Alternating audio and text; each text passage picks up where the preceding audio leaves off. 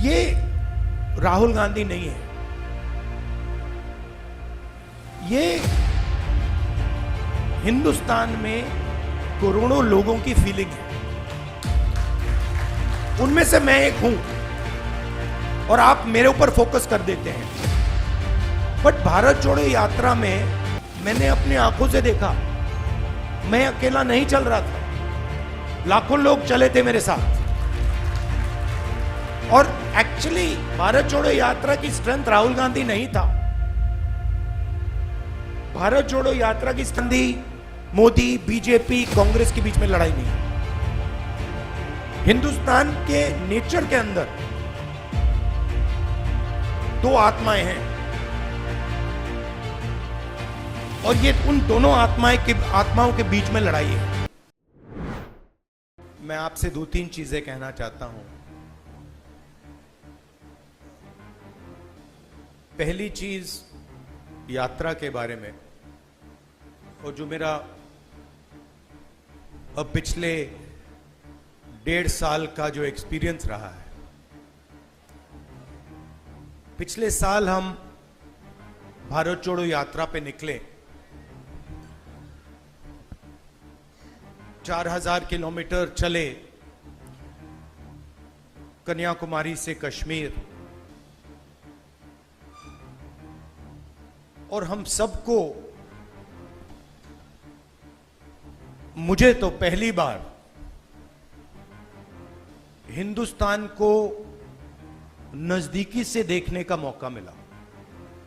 मेरे दिमाग में एक हिंदुस्तान था, एक इंप्रेशन था, और जैसे ही मैं चलना शुरू किया वो इंप्रेशन टूटता गया, बदलता गया, और अंत में जब मैं कश्मीर पहुंचा, मेरा रियलाइजेशन ये था कि जिस चीज को मैं हिंदुस्तान मानता था वो एक्चुअली हिंदुस्तान था ही नहीं। वो मेरे इमेजिनेशन का हिंदुस्तान था, अनइन्फॉर्म्ड हिंदुस्तान था। और ये जो मैं हिंदुस्तान भारत जोड़ो यात्रा में जिसको देखा है, ये भी एक प्रकार से अनइन्फॉर्म्ड हिंदुस्तान है। ये पहले वाले हिंदुस्तान से बेहतर इन्फॉर्म्ड है, मगर ये भी हिंदुस्तान की समझ नहीं है, सुपरफिशियल है। मगर उस यात्रा में दो चीजें बड़ी क्लियर थी। एक कि हिंदुस्तान नफरत का देश नहीं है, मोहब्बत का देश है। और इस देश में, इसके डीएनए में रिस्पेक्ट, मोहब्बत, ये बहुत, आपने राहुल गांधी का नाम बहुत बार लिया। कांचा जी मेरे दोस्त हैं, उन्होंने नारे भी दे दिए। ये राहुल गांधी नहीं है, ये हिंदुस्तान में करोड़ों लोगों की फीलिंग है। उनमें से मैं एक हूं और आप मेरे ऊपर फोकस कर देते हैं। बट भारत जोड़ो यात्रा में मैंने अपनी आंखों से देखा, मैं अकेला नहीं चल रहा था, लाखों लोग चले थे मेरे साथ। और एक्चुअली भारत जोड़ो यात्रा की स्ट्रेंथ राहुल गांधी नहीं था। भारत जोड़ो यात्रा की स्ट्रेंथ वो बाकी लोग थे। तो उन पे भी फोकस होना चाहिए। लड़ना हमें एक साथ है।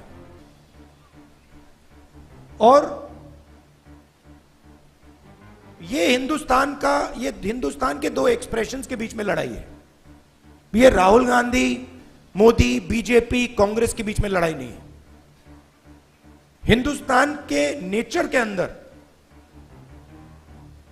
दो आत्माएं हैं और ये उन दोनों आत्माओं के बीच में लड़ाई है। एक आत्मा कहती है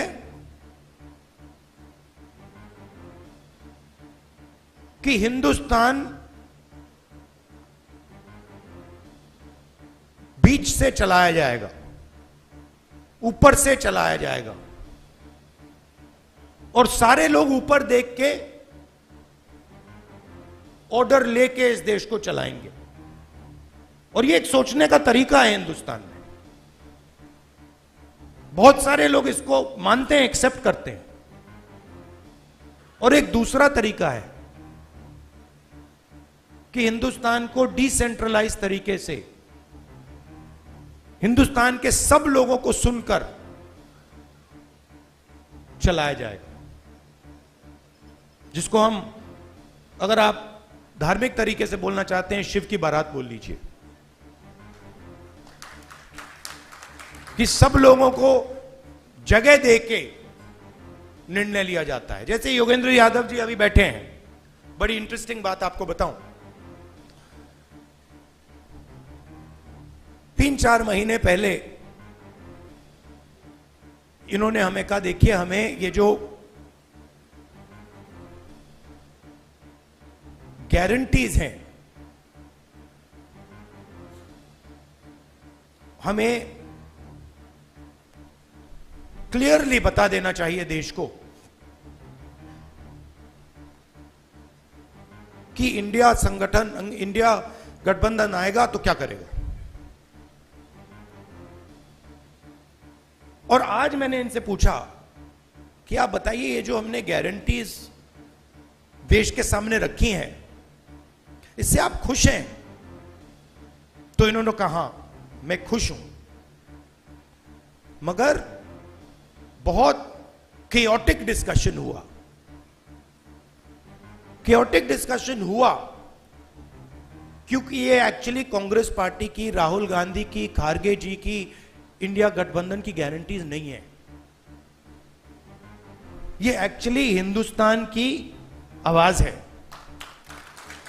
उसको हमने चुन चुन के, सुन सुन के निकाला है, उसको रिफाइन किया है। बीजेपी ये काम कर ही नहीं सकती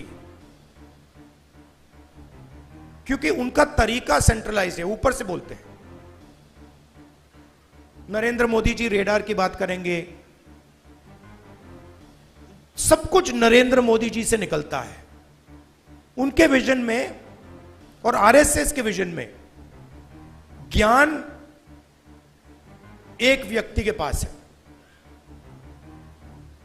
किसान के पास ज्ञान ही नहीं है, मजदूर के पास ज्ञान ही नहीं है, बेरोजगार युवक को कोई समझ नहीं है। आईआईटी की डिग्री है तो पूरी दुनिया को समझ गया। यह थिंकिंग है।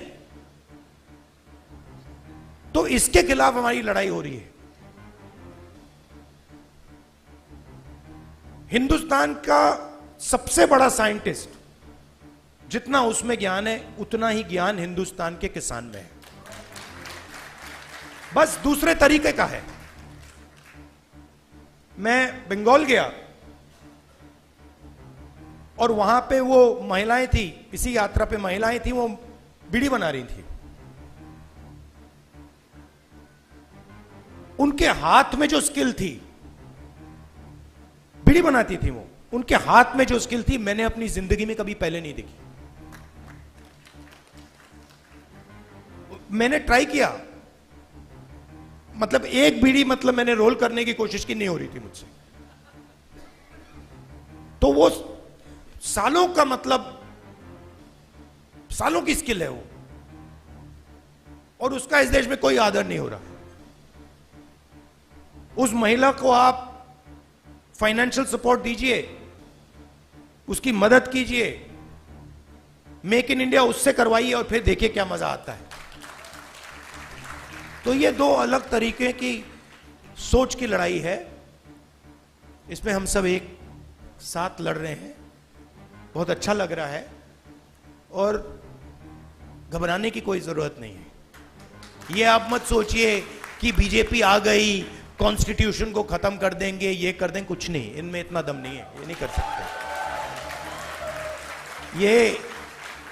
इन्होंने मीडिया को कैप्चर कर रखा है, ये आवाज बहुत करते हैं, मगर सच्चाई